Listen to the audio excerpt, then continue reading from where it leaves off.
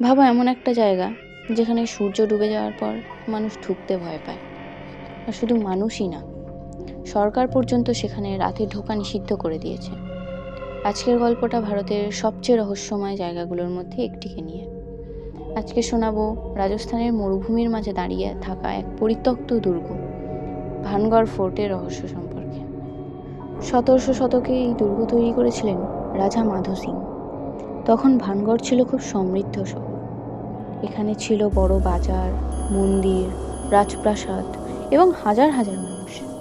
কিন্তু হঠাৎ করেই একদিন এই শহর পুরোপুরি পরিত্যক্ত হয়ে যায়। কেন এমন হলো? এই প্রশ্নের উত্তর লুকিয়ে আছে এক রহস্যময় কিংবদন্তিতে। লোককথা অনুযায়ী এই শহরে একজন তান্ত্রিক ছিল। তার নাম ছিল সিংহিয়া তান্ত্রিক। সে নাকি রাজা মাধো সিং এর কন্যা রাজকুমারী রত্নাবতীর প্রেমে পড়ে যায়। কিন্তু রাজকুমারী তাকে একদমই পছন্দ করতেন না। তিনি তান্ত্রিককে প্রত্যাখ্যান করেন।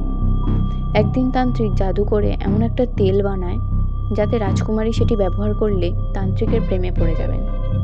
কিন্তু রাজকুমারী সেটি আগে থেকে বুঝতে পেরে যান এবং সেই তেলের বোতলটি একটি পাথরের উপর ছুঁড়ে দেন।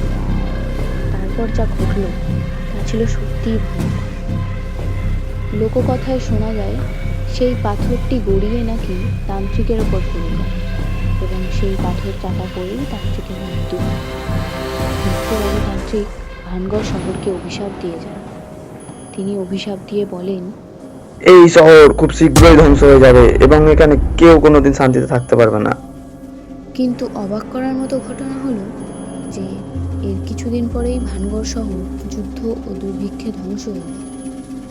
আজও সেখানে গেলে দেখা যায় ভাঙা বাড়ি, পরিত্যক্ত মন্দির এবং খালি বাজার ও খালি রাস্তা। আর সবচেয়ে অদ্ভুত বিষয় হলো ভারতের আর্কিওলজিক্যাল সার্ভে অফ ইন্ডিয়া সেখানে সূর্যাস্তের পর প্রবেশ নিষিদ্ধ করেছে। অনেকে দাবি করেন রাতে সেখানে অদ্ভুত শব্দ শোনা যায়।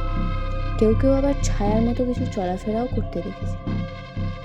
স্থানীয় মানুষদের বিশ্বাস আজও সেই অভিশাপ নাকি এই জায়গায় রয়ে গেছে।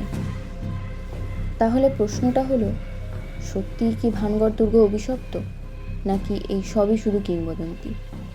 আজও এই রহস্যভেদ করে কেউ এই প্রশ্নের উত্তর দিতে পারেনি। আপনি কি মনে করেন, ভানগড় সত্যিই কি ভৌতিক? কমেন্টে আপনার মতামত লিখে জানান।